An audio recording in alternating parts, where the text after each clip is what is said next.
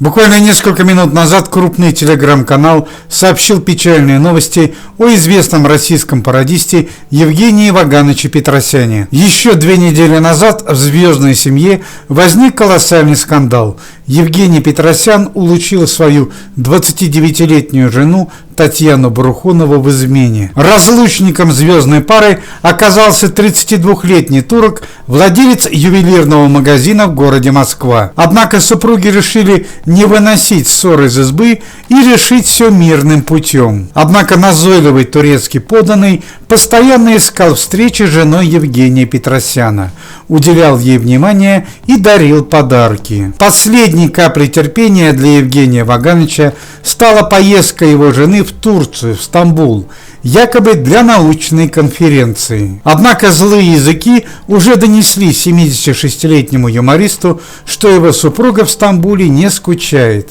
а весело проводит время в компании молодого турка. Российские туристы, которые узнавали Татьяну Брухунову на улицах Стамбула, сообщили, что молодой турок с ног до головы завалил молодую женщину подарками. Ахмед Барыш, турецкий подданный, 32-летний бизнесмен и бывший спортсмен, новое увлечение Татьяны Брухуновой, достаточно откровенно рассказал о своих планах в интервью центральной прессе. Как ни странно, Барыш не знает, что муж Татьяны Брухуновой – известный российский пародист. «Если мне нравится женщина, она обязательно будет моей», без тени стеснения заявил самоуверенный турок. Однако главная трагедия разыгралась тогда, когда Татьяна вернулась домой. Несколько дней тому назад Татьяна Брухунова заявила, что находится в положении. Коллеги и друзья писательницы удивляются, почему Татьяна Брухунова